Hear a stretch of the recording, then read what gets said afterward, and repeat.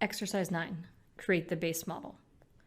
Our first task is going to be reviewing the system as it is. The generators, lines, nodes that we already have defined, and the properties that we have defined for them. Note that for the generators, we have certain properties like units, max capacity, VO&M charge, heat rate. The next thing that we're going to want to do is add in the MSL. So our task will be adding in the MSL constraints to the model. And we will do this by defining the min stable level property with 50 megawatts for all of the thermal generators.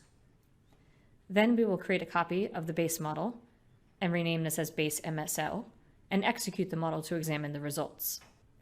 We would recommend you now pausing the video and going through these steps on your own, and then we will go through them together. In PLEXOS, I can first review the system, looking at the generators, fuels, regions, nodes, and lines that are already defined. I can then go ahead and add my new MSL constraints. To do this, I'm going to first select generators, and in the properties tree, I will then select the min stable level. I can then go ahead and add the min stable level for all three of my thermal generators. This value should be set for 50 in this case. The next thing that we are going to do is go over to the simulation tab. And in the simulation tab, we will right-click and copy the base model and create this new model called base MSL. Then we can go ahead and execute our base MSL model.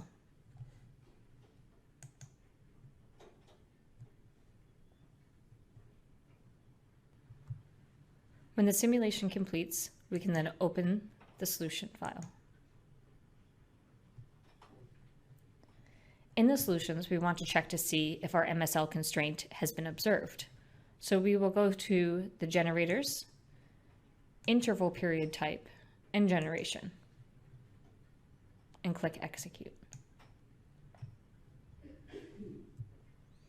Looking at the table results, we can see that the cold gen, gas gen 1, and hydro are operating.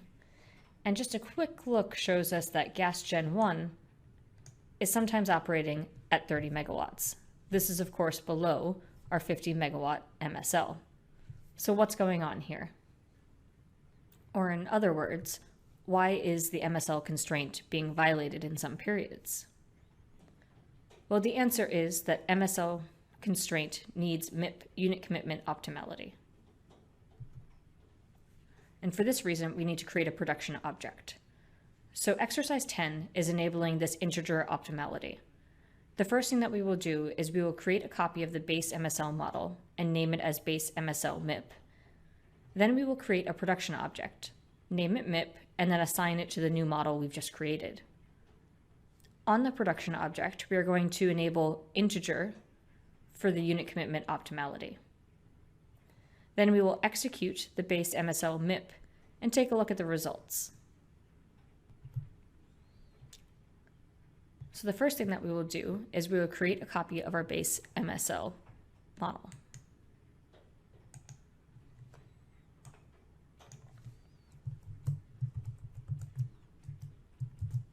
This we will name base MSL MIP.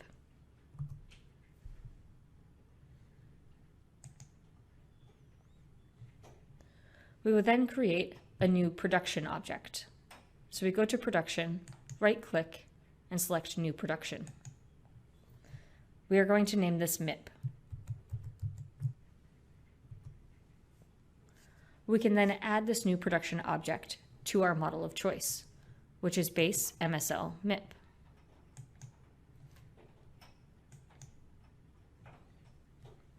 This is the production object. We can now choose to set the unit commitment optimality to integer.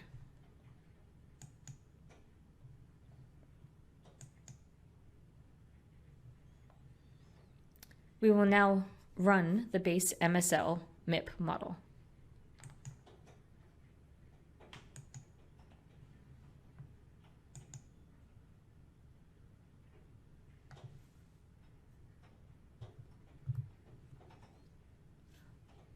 We can then review the log file to see if the mixed integer programming, or that integer unit commitment optimality, was taken into account. First, we can see that there are total MIP solves. And in this case, we have 31 for the 31 steps in our horizon, which is 1 month. There is also a summary of how much time was spent in each phase of the simulation, from setup even to writing the solutions. In this section, we can see the time spent solving the MIP problem by the solver Express MP is here. So we know that the mixed integer programming problem was solved. We can then take a look at the results in PLEXOS by opening up the base MSL MIP solution.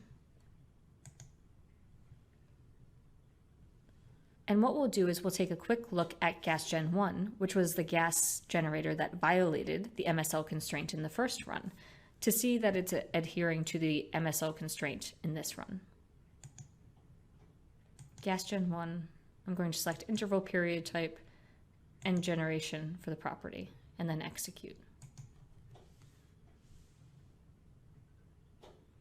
I'd like to look at this in chart form. And in chart form, I can see that gas gen 1 never operates below its MSL of 50 megawatts.